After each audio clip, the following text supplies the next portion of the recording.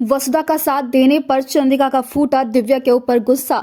चंद्रिका करेगी वसुधा और देव को अलग करने की नई साजिश। दोस्तों, वसुधा का आने वाला ट्रैक होने वाला है बहुत ही ज्यादा जबरदस्त। फिर कहानी में आप देख रहे हैं कि अब यहाँ पर वसुधा जो है वो देव के प्रपोजल को एक्सेप्ट करने से ही मना कर देगी। दरअसल आपको बता दें कि यहाँ पर देव जो है वो प्लानिंग करता है कि वो वसुधा को एक बहुत ही खूबसूरत सी डेट पर लेकर जाएगा, जहां वो अपने दिल की बात अपनी वसुधा से कर देगा। और घुटनों पर बैठकर देव जो है वसुधा को प्रपोज भी करता है। लेकिन वहीं पर पहले तो वसुधा बहुत खुश होती है, गले से लगा लेती है देव को और दोनों एक दूसरे से अपने दिल की बात कह देते हैं।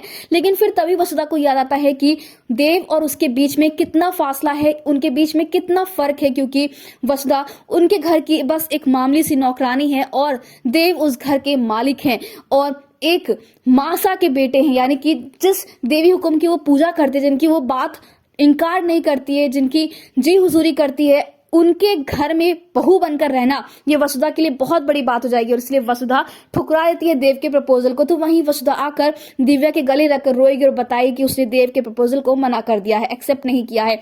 जहां पर जब दिव्या वसुधा को समझा रही होगी, संभाल रही होगी, तो भाई अब यहाँ पर फाइनली घर में पता चलने वाली चंद्रिका को पता चल जाएगा कि देव और वसुधा के बीच में क्या चल रहा है। दोनों एक दूसरे से प्यार करते हैं।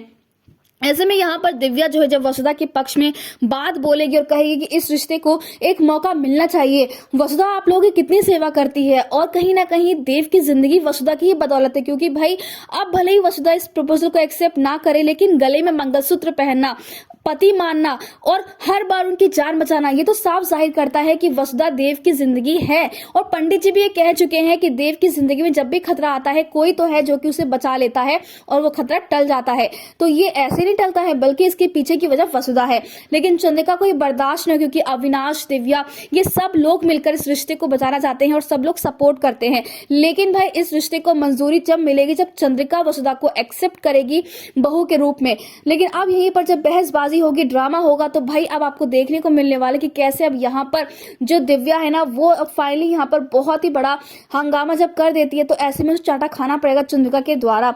ऐसे में अब दोस्तों अविनाश के भी होश उड़ने वाले देखकर दिव्या का ये हाल। लेकिन देखना इंटरेस्टिंग होने वाला कि क्या जब दिव्या अविनाश वसुधा की लड़ेंगे तो क्या चंद्रिका का दिल पिघलेगा या फिर वो अब यहाँ पर इन सब की भी क्लास लगा देगी।